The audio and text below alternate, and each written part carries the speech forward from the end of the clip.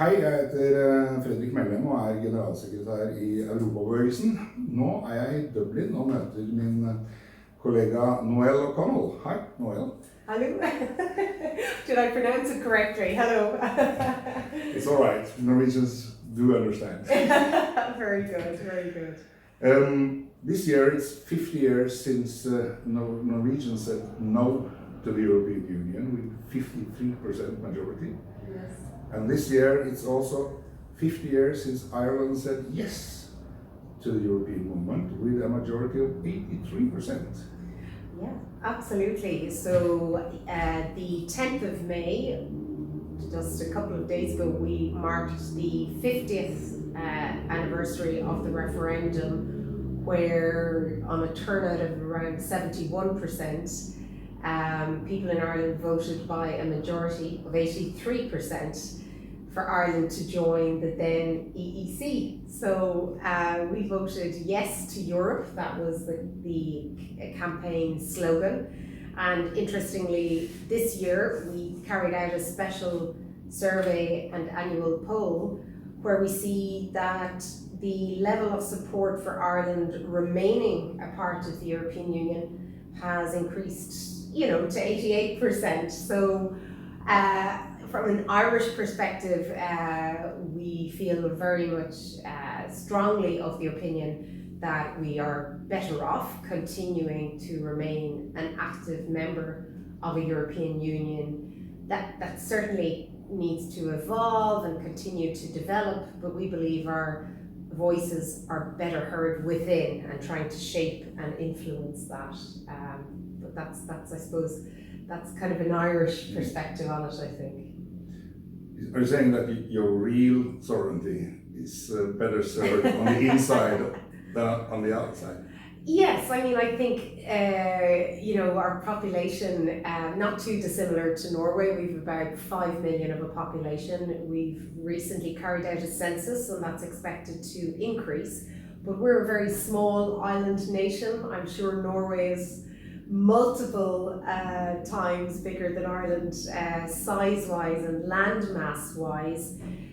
But due to our historical legacy and our past as well, in the shadow of a bigger neighbour, I think from an Irish perspective, for us, joining the European community was a way of enhancing our sovereignty and being able to amplify our voice as an equal amongst the different countries and member states. So I think it's really opened up it's really changed our society. Before we joined,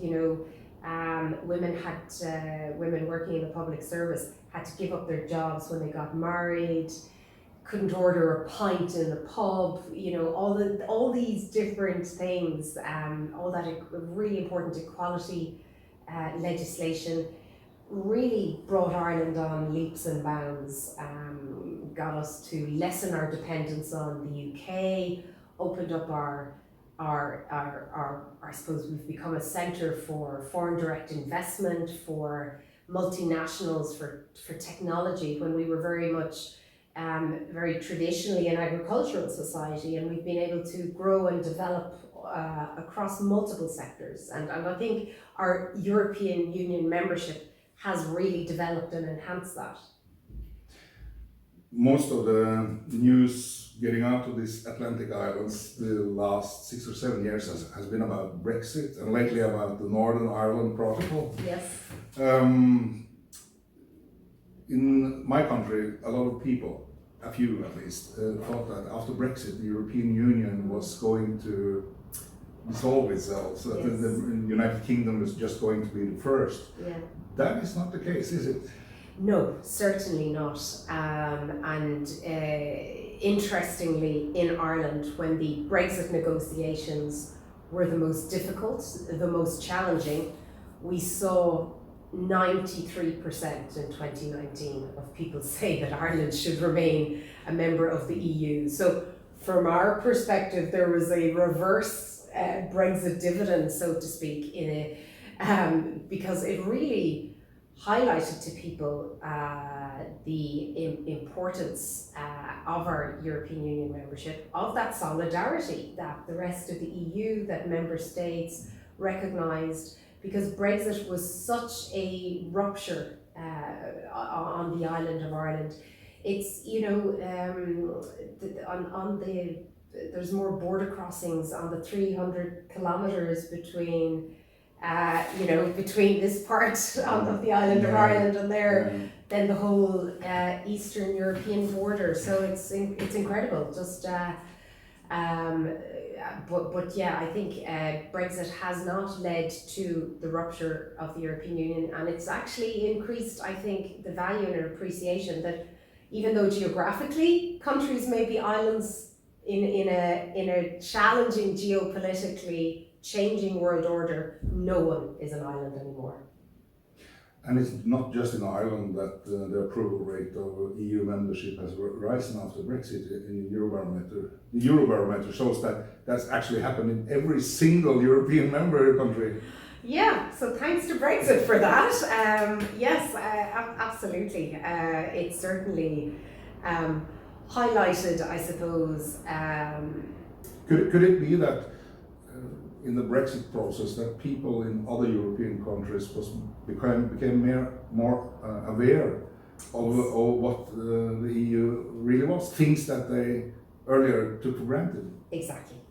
Little things like ordering goods and services, traveling with your pets, traveling, within the common travel area, and obviously Schengen and the whole passports and all these day-to-day things that we didn't have to think about. And I think Brexit has shown that. I mean, from an Irish perspective, we of course respected the vote, but we never shied away here in European Movement Ireland from saying that we believed Brexit would be bad for Ireland, for the UK and the EU. And that's something we still feel. A bit like, I'm sure, Fredrik, for you in Norway with your Nordic Scandinavian counterparts, Ireland traditionally would have been very closely aligned with the UK on so many positions at the European table. So we feel the loss of the UK massively,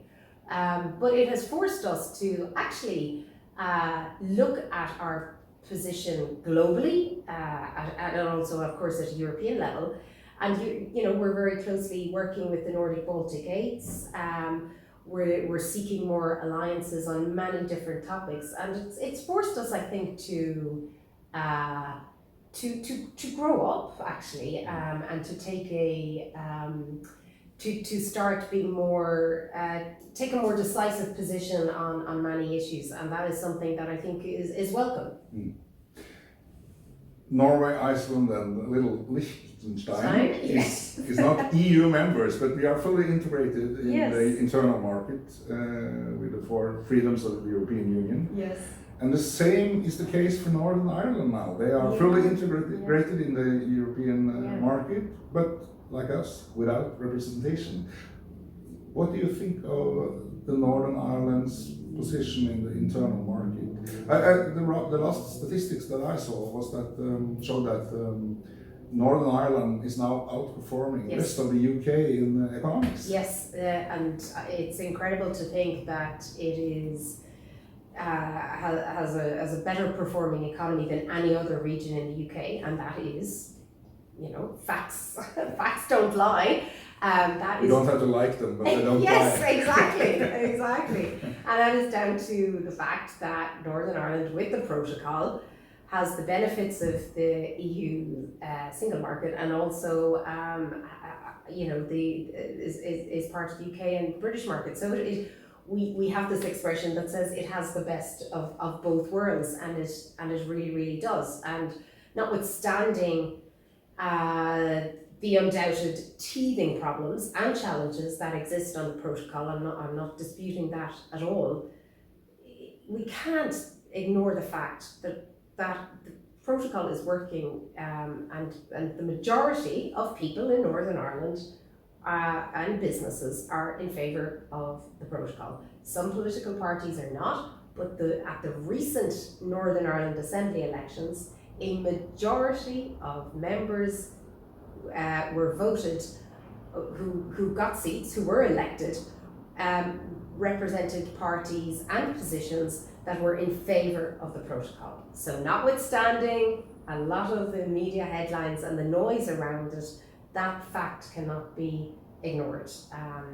So what the next steps hold, it's very, it's very interesting, and it's certainly one for the whole island of Ireland. It's something that we are very mindful of, and also, let's not forget there is about 800,000 Irish passport holders living up here. Yeah, in Northern Ireland. In Northern Ireland, and they are EU citizens. So how do we ensure that their voices are heard and inputted? And as part of our role here, in terms of the work that we've been doing on the Conference of the Future of Europe, we carried out a number of engagements in the whole province of Ulster, which obviously included counties that are in Ireland and those in the north, and that's the way it should be. We heard diversity of views and opinions from both sides of the border, and that's really important because we're a small one island. Yes, you are. Finally, you're also Vice President of the European Movement International. Yes. So I thought we should discuss Ukraine for a moment. As far as I know, there is no European movement in Ukraine so far, but wouldn't to establish the European movement in Ukraine be an important issue for us now to support the European project in Ukraine? Yeah, I think there may have been one. Probably Petros and colleagues in the Brussels office would be more up to speed and on top of it. But absolutely, I think the unjustified and horrific war that's taking place on the continent of Europe in Ukraine is such a tragedy, particularly of course for the people in Ukraine. But the flip side is to see, as you said, that desire for Ukraine to join and to become a member of the European Union. And I think it's welcome to see that the broad support is there, as of course it should be. The challenges I think are going to be to how do we, make that come to fruition after what is happening. So it's not I would see as in terms of accession and membership, it's certainly not going to be an easy and straightforward journey, but we can't ignore, I think, the democratic choice and will of the people in Ukraine, and we have to see what that will be. And I think European Movement International has a huge role to play, and a hugely important role to play in that regard. And I think that for all of us who care about our continent, about Europe, and about the values not only of the EU but of countries like Norway, of us here in Ireland as well, we really have to robustly now, even more than ever, defend and stand up for those values. Because I think we have become probably a little bit complacent and taken democracy and peace and security very much for granted, and especially if we take Ireland geographically in the middle of the Atlantic, but we're a small island off a larger island that isn't in of the a larger continent. Of a larger continent, and you go to this part of Ireland, the west coast of Ireland. The next parish over is Boston in the States. Yes. So I think we in Ireland probably have taken for granted our geographical position, and I think the war in Ukraine has certainly really, which is important, it got people thinking about our responsibilities to defend and protect Europe, and we have that responsibility, and we cannot shy away from that. Thank you so much, Noelle. Thank you so much, and welcome to Dublin. It is great to see our Norwegian friends and colleagues here in Ireland. You're always welcome, and you even brought the good weather. Yes, actually we did. Da reiser jeg videre til Belfast. Takk for nå fra Dublin.